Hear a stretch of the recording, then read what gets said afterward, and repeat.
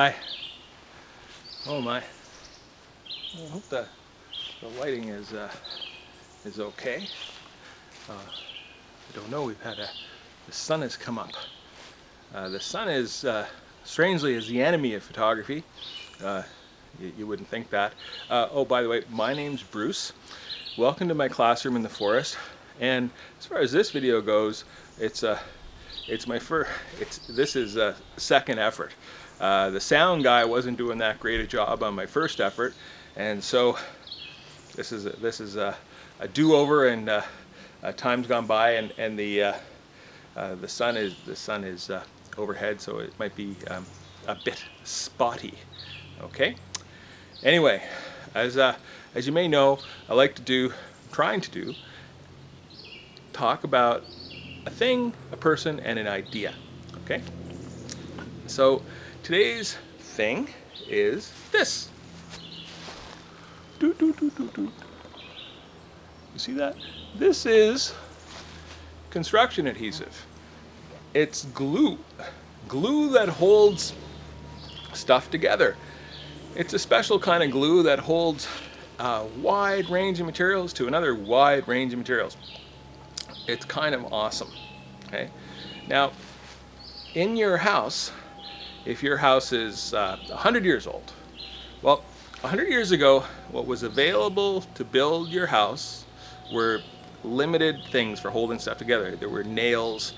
There were no screws. There were no drills.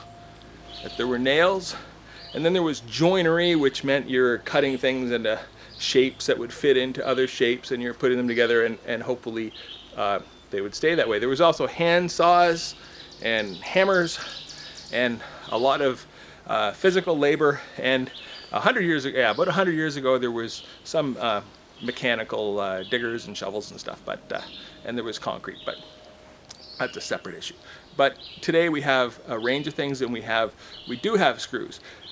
We do have drills that work as really screwdrivers. Are amazing, and we have adhesives. Okay. Now the thing about nails, say if you nail two boards together, the nails are mechanically, they're holding, hopefully the nails gaffled on, but nails are only so big, and you only have so many nails. That's it. Now, adhesive, this stuff. This is PL Premium from Lepage. I think maybe they even have a newer product available, and it comes in a variety of forms. Lepage has nothing to do with this video. Okay, it's just me. So the failure strength of Lepage's PL Premium is it's actually greater than 1,000 pounds per square inch. So if we have a board like this, and we have a board like this, and you have a 1-inch patch of this material, and you put it together correctly, and you let it cure adequately, which is remarkably quick, like an hour. And you're gonna rip it apart. It's 1,000 pounds. 1,000 pounds. Okay, but you don't do that. You don't use like a 1-inch by 1-inch thing. You use a blob, and let's just pretend that you have a 3-inch by 3-inch patch, and you call 3 times 3 is 9. Round that up, make the math easy. 10, right? So you have 10 square inches of glue holding two materials, boards. Could be a board to steel, could be steel to steel, could be steel to brick, could be steel to concrete, could be a board to concrete. You have a range of options. You have this, and you've done it correctly. 10 square inches, 10 times 1,000. You want to rip it apart in this direction, which is called shear. 10,000 pounds of force. Think about that. That's a lot. Okay, that is more resistive strength than a screw. Most screws. It's more resistive strength than a nail. Most nails, the nails will pull out. It's 10,000 pounds. It's great. Okay, it's fabulous. So if you're building something, if people working on your home, building something on your behalf, whatever it is, just think through the usefulness of adhesive. And also, on the adhesive, most people do not read the instructions. Okay? So what the instructions say you must do, and you must do this, is if you are fastening a material to another material and it's non-porous. An example would be ceramic tile or porcelain or steel. It's not porous. The adhesive, the glue, needs moisture to form the chemical reaction that's going to make for a strong bond. So what the instructions say to do is have a misting bottle of water, and you take the water and you go pss, pss, pss, pss. Then you glue it together. Then it just works like wonderfully and magically. I'm a big fan of this stuff. I'm always looking for ways to use it, because what it does is it just makes everything rocket solid. It has an odd negative. The negative is that it works so well that if you want to take it apart later, it's a little bit tough, slash possibly impossible. So that's my thing, and it's more like stuff than thing. Okay, and hopefully the audio guy's doing his job now. Oh, by the way, if you totally disagree with what I'm saying, or if you want to elaborate further or anything, just leave a comment. If you like the video, say, hit the like button. If you don't like the video, hit the don't like. Let me know. It's fine. Okay, I'm doing this because I always kind of wanted to for decades, and I'm giving it a try. Hopefully it's somewhat enjoyable. That's the thing. Now the person today is Stan Rogers. Stan Rogers is a wonderful musician, a wonderful composer, a wonderful lyricist, an absolute poet. And Stan unfortunately died about 39 years ago in a fire on a Canadian jet. Please, fires, don't smoke. Don't smoke in the, don't smoke. He died in a fire in Cincinnati Airport. It was awful. And I remember that well. And my one of my favorite cousins, Bill was very, very upset by this. And I, at the time, I didn't really get it, because I had not yet discovered the magic that is Stan Rogers. But if you're looking for some music that pays honor to work, pays honor to carpentry, pays honor to farming, pays honor to fishing, pays honor to love,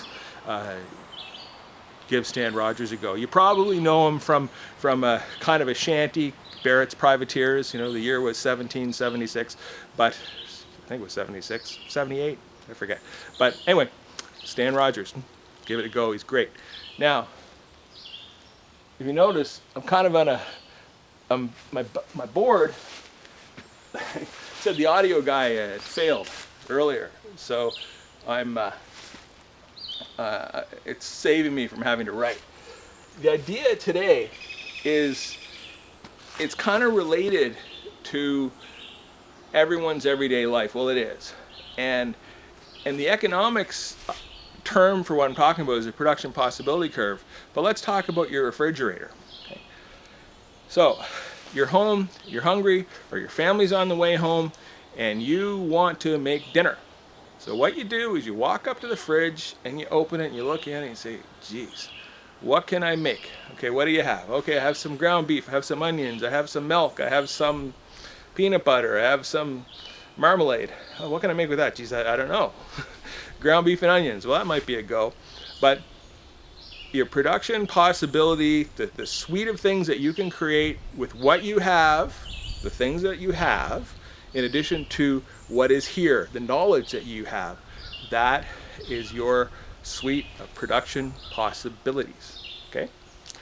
So it also exists as an economics concept, and in the economics textbook they talk about the production possibility curve, and it's defined a bit as the set of all things or services that can be created with what is at hand.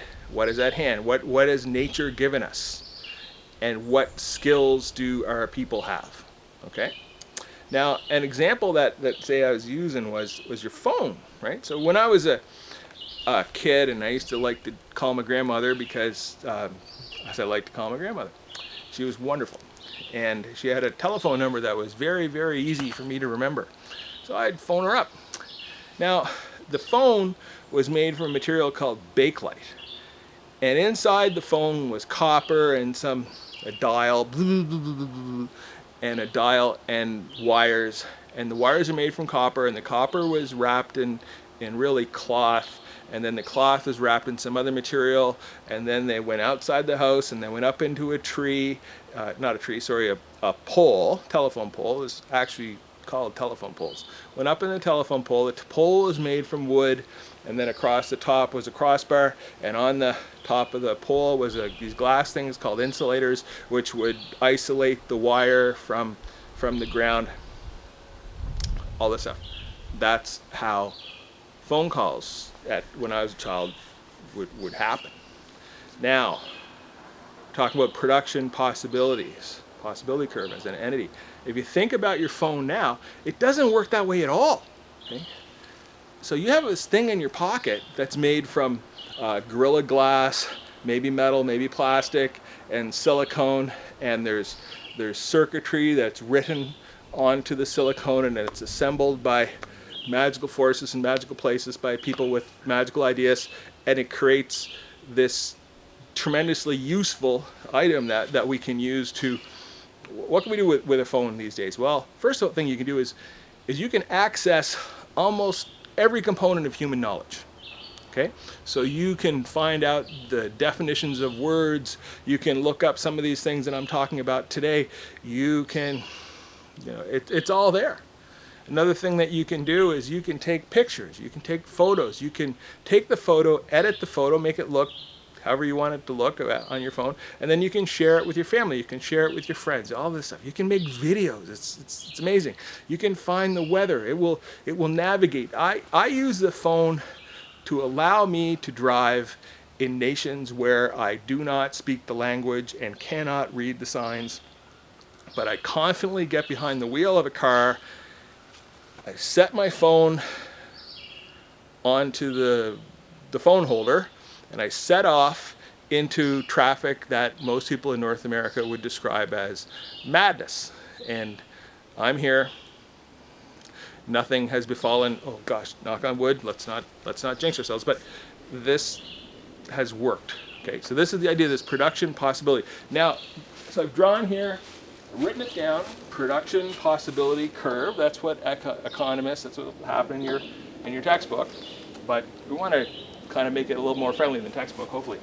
And then this is a drawing of the curve. So on this axis, we have the people, the skills, talents. So consider all the different people that exist and all the talents and skills that exist now and will exist in the future. And then we have our natural resources. So within this boundary are all these things that can be created. We can create houses, we can create cameras, we can create microphones, we can create dinner, we can create lunch, we can make a really nice birthday cake. And it sits in here. So why don't you think of things that that can be made. Now, something that I want to say here is that this is not static. Okay? It's grows because of this idea of more. Right? If you think of Tom Hanks in that movie Castaway, and he was on the island, and it started off grim, and eventually he used his knowledge, he used his education, he used his ever-expanding human want for more, and he built himself a boat. And he set off with his pal Wilson, and he was lonely, and all he had at hand, his production possibility was thatch, desperation, and a ball.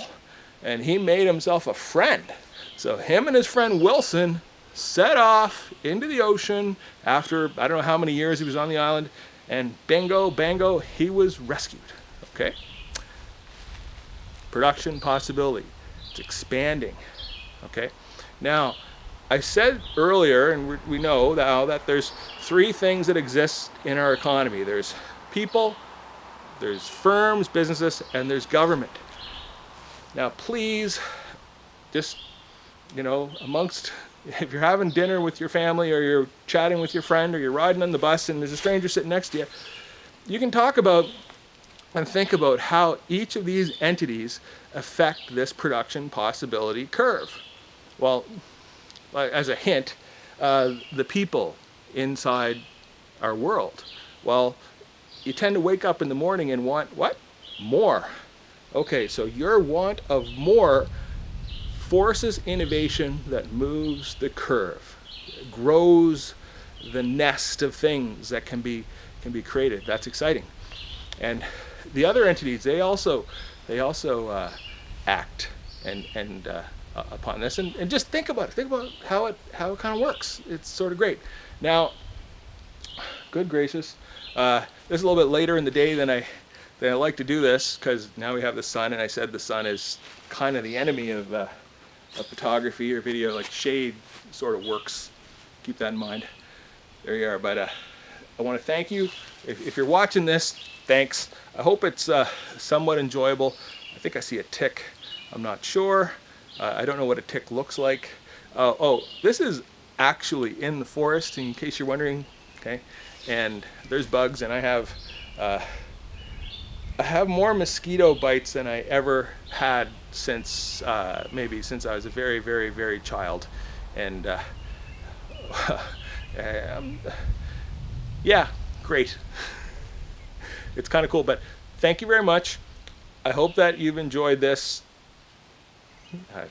Yeah, I plan for you to enjoy it. And thank you.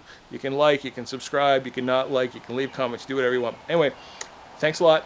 Bye. I'm taking off.